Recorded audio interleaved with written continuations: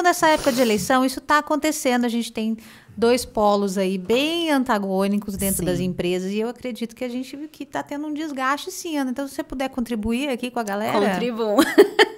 Vou falar da resposta mal criada e daí eu vou contribuir direitinho. Tá bom. Pra minha assessora ficar feliz que eu sou séria. Tá bom. A minha provocação mal criada foi o seguinte: se você tiver dinheiro e o seu ambiente de trabalho não te respeita politicamente, levanta e vai embora. Tá bom. Se você tiver uma reserva, se você puder fazer escolhas, se você tiver um plano B, se você tiver alguma renda, sabe assim? Um aluguel, um rendimento, não sei. Levanta e vai embora. Então, na internet, essa semana circulou muito a postura do Preto Zezé, quando ele foi confundido com um segurança, o fundador da CUFA. Ele foi confundido por um casal homossexual, ele foi confundido com um segurança na fila da balada dele. Pô, era só o dono, né? Ele foi confundido com um segurança. E ele se posicionou no sentido de constranger as pessoas. Ah, desculpa, é que a gente não é racista. Não, é racista sim, não façam mais isso. Tá. Com a minha postura, vocês vão pensar 2 vezes antes de tratar outro preto de terno. Desse jeito, em qualquer outro lugar. Então, quem escolhe ser ativista carrega um pouco essa pecha de olha lá, a chata do rolê, só fala sobre isso, mas tudo é problema, né? Tem um negócio desse. Eu procuro não ser tão chata sempre. Você vai perceber que tem palavras, às vezes, que eu nem falo. Mas quando a gente estava falando dos homens, por exemplo, o machismo mata todo mundo, inclusive eles. Tem um documentário na Netflix que em inglês chama The Mask, You Live In, acho que é a pele que você habita, uma coisa assim. Depois eu procuro para te mandar. Que fala muito sobre a construção masculina, que é essa coisa do homem não chora, etc, etc. Então, se você tem condição, enfrenta. Se você tem condição, não dá o seu dinheiro para determinada empresa. Pega o seu dinheiro e põe num coletivo de mães. Põe na Bitumami, põe na Escuto. Põe numa organização não governamental, né, numa OSC, que agora é o nome, que está cuidando de mulheres, de pessoas vulneráveis. Encontra uma causa. Tem muita gente boa fazendo muita coisa boa. Tem mesmo. Né? Negócios sociais, negócios de terceiro setor. Terceiro setor não é bagunça, não. É que a gente, no Brasil, tem a dobradinha corrupção-caridade. Então, eu vou fazer umas marmitas e uma cesta de brinquedo no Natal e aplaco a minha culpa cristã e fico fechando o vidro no sinal, no farol, né? Estamos em São Paulo. No farol, quando chega alguém para pedir alguma coisa. Porque, eu não sei você, mas assim, eu tô vivendo num país meio diferente do Paulo Guedes, que o Paulo Guedes tá falando que não tem ninguém pedindo dinheiro, não tem ninguém pedindo comida. E eu vejo isso todo dia. Então, entende? Então, que descolamento é esse da realidade, sabe? Então, tem condição, enfrenta. Tem segurança financeira, tem segurança física, tem segurança psicológica, enfrenta. Não deixa passar. Aprenda, talvez, a fazer da forma que for melhor para você. Eu aprendi, muitas vezes, a fazer com humor. Eu, muitas vezes, aprendi fazendo pergunta. E, muitas vezes, eu aprendi dizendo, sobre isso você não vai falar na minha frente. Porque não é só... Isso é um tema, esse tema de política, que é o que está acontecendo, acho que dentro dos escritórios, e está tendo problemas aí em algumas empresas. É um tema que a gente devia estar discutindo nesse lugar? Também. Essa foi uma pergunta lá da entrevista. Eu tô achando ótimo, porque assim, meu ponto é o seguinte. A gente deveria ser capaz... Se a gente está pensando que é um ambiente de segurança psicológica. Perfeito, perfeito. A gente deveria ser capaz de conversar sobre qualquer assunto, em qualquer lugar. Esse é o princípio de onde eu parto, né? É que o entendimento de política no Brasil, ele é um entendimento de política partidária. Ele não é o entendimento de política conceitual, tá certo? Isso mesmo. E quando você vai para a política partidária, você personaliza os atores. E se a gente está procurando um pai, a gente vai fazer política partidária como? Com o que parecer mais dentro da caixinha do pai, né? É claro. Então, quem é que está discutindo sobre os corpos femininos? O pai. O que a gente conhece do pai no senso comum? Do pai na religião dogmática? O que ele fala sobre a filha dele? Né? O que o pai do menino fala? Prenda suas cabritas que meu bode está solto.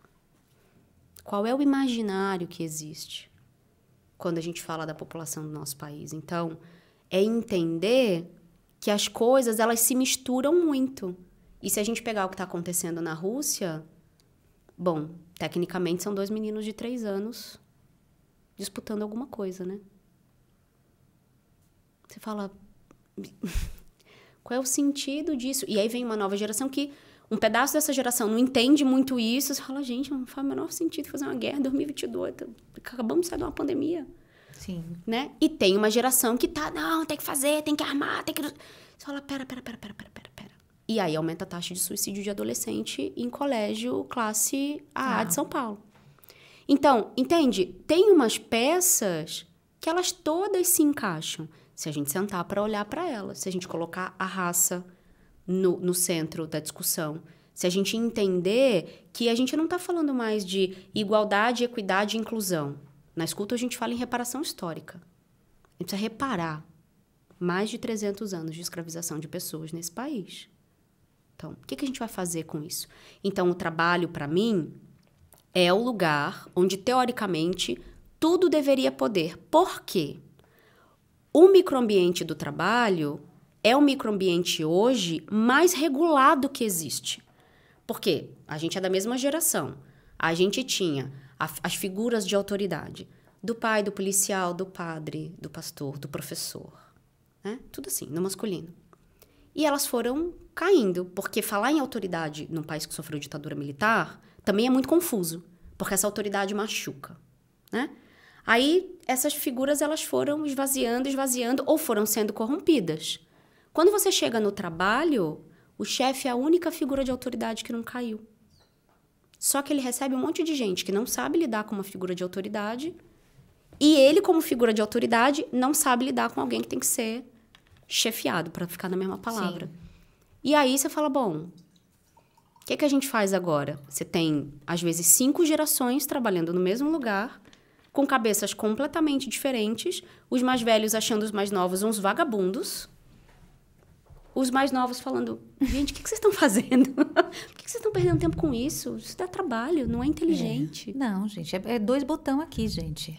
Então, é no trabalho que você vive o ser político em essência. Você tem que ser diplomático, você tem que fazer acordo, você precisa negociar, você precisa convergir. Você vai discordar, mas tem que encontrar consenso. Uma coisa que eu falo muito em gestão de pessoas é, eu não quero saber se você concorda comigo. A gente tem que encontrar consenso e colaboração. Obrigada. Entende? Então, a gente... E eu não preciso te convencer de nada. Então, numa conversa sobre política, para mim, o que é mais saudável no exercício é o encontro do consenso. Qual é a intersecção que tem entre a gente? Onde é que a gente se encontra? E, principalmente, qual é o interesse que a gente coloca como prioridade? Porque... Bom, você falou que tem filho, né? Eu tenho filho e eu sou separada do pai deles, né? Sou divorciada do pai deles. E sempre que a gente entrava, às vezes... Foi muito pouco, né? Mas sempre que a gente entrava, às vezes, ali num entreveiro, sabe? Numa coisa que não... a gente dizia, pera. Qual é o interesse deles? O que é melhor para eles? Quando eles eram pequenos, a gente meio que inferia o que era melhor para eles. Depois que eles cresceram, a gente passou a perguntar para eles. E dar segurança para eles de que o que eles escolhessem, mesmo que alguém ficasse triste, nós éramos os adultos. A gente ia lidar com a nossa frustração. Mas ele tinha garantido o direito de tomar a decisão dele e comunicar ela pra gente. Eu ficava brava de vez em quando? Ficava. Entende? Claro. Até hoje. Talvez até hoje. Mas, se eu não cumpro... Porque o meu papel de mãe é um papel de autoridade. E na minha casa, quem manda sou eu. Entendeu? Essa hierarquia é importante, né? De quem vem primeiro, né? Eu acho que Isso. é muito... Não é que eu sou maior, é que eu vim primeiro. Então, por vir primeiro, essa hierarquia na cabeça das crianças é importante na formação deles também. Isso. Mas é assim, você falando aqui do ambiente político, eu fiquei imaginando, sabe? Eu vejo em alguns lugares, né, em algumas pessoas, pouca maturidade ainda. A gente vê pelo que a gente vê no jornal, pelo que a gente vê na Sim. internet e tal, pouca maturidade em conseguir conversar e procurar essa intersecção. Que eu Sim. acho que esse é o grande ponto. O que nós dois queremos para o Brasil? É isso. Né? Ah, poxa, eu quero isso, você quer isso. Poxa, a gente quer a mesma coisa. Olha só que eu acredito que é essa pessoa que vai trazer, você acredita que é outra. Mas no fim a gente quer a mesma coisa. É isso. Cara, ia ser incrível se isso acontecesse. Vamos torcer, quem sabe? Que é a discussão religiosa, né? E me disseram que esse programa vai ao ar provavelmente depois do primeiro turno das eleições. Então, quem vai ver a gente já vai ter o privilégio da informação do futuro. Não sabemos, né? Então, torcemos para isso. O ponto é, a postura política é muito parecida com a postura religiosa, de só existe um caminho para Deus. E isso também, a gente tem questões no ambiente de trabalho sobre essa questão. Tem. E principalmente com racismo religioso em relação às abordagens espirituais vinculadas às matrizes africanas. Tem. Sim. Por quê? Se a gente entende pensamento religioso, a gente entende um monte de coisa. Sobre a gente, sobre a nossa cultura, sobre a nossa família. E aí você estava falando dessa coisa de não ter maturidade. Bom, a gente não tem maturidade na família que supostamente... Eu vou grifar bem o supostamente, porque eu sou discípula de um psiquiatra chamado Gaiarsa, que tem um livro chamado A Família de que se Fala e a Família de que se Sofre. Ah, que legal. Bem interessante. A gente não consegue ter essa maturidade num microsistema em que, teoricamente, as pessoas se escolheram e se amam. Sim. Vou só falar, segura. Vai. Eu assisti outro dia um Roda Viva e tava o Karnal, o Cortella e o Pondé, eu acho. Provavelmente. E aí uma jornalista falou assim, olha, fazendo uma pergunta, né? Olha, é o seguinte, vai ser Natal e a gente, assim, tá todo mundo brigado e, assim, meu tio só quer falar de política, eu também, eu voto não sei em quem e assim, o que eu faço, né? Nessa confusão, o que eu faço com esse meu pai que não aceita, não sei o quê. Ele foi tão magistral, ele falou assim, puxa, tipo, que pena que vocês só têm esse assunto para falar. Isso. Vocês têm um mundo de coisas para falar e coisas em comum. Puxa, Isso. é uma pena se no Natal vocês só tiverem isso para falar. Nossa, foi assim incrível, porque eu falei, cara, é isso mesmo.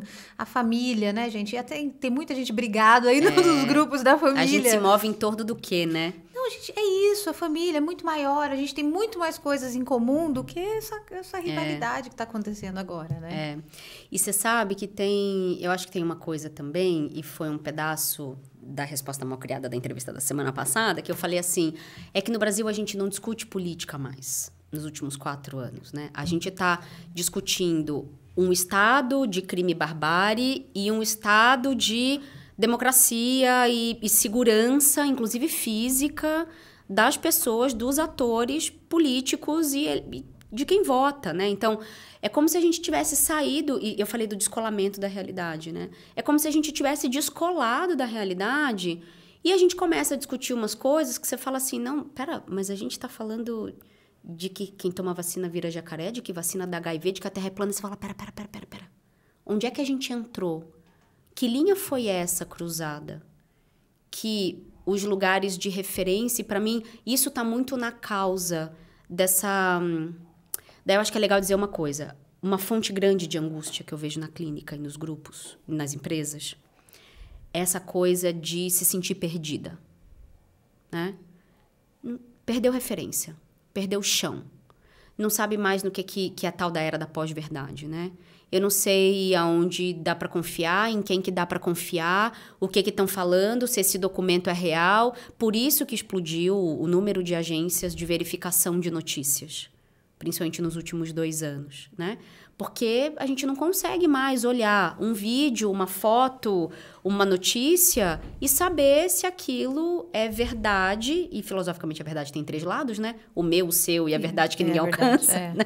Porque passa por um filtro de repertório. E os jornalistas, até no título que dão para uma matéria, marcam um posicionamento. Então, a imparcialidade, ela é uma falácia. É uma falácia. Eu também tenho sentido muito isso. Né? No fim das contas, é isso. Então, se a gente não consegue ter maturidade entre quem se ama, imagine entre quem não só não se ama, mas se odeia. Se odeia.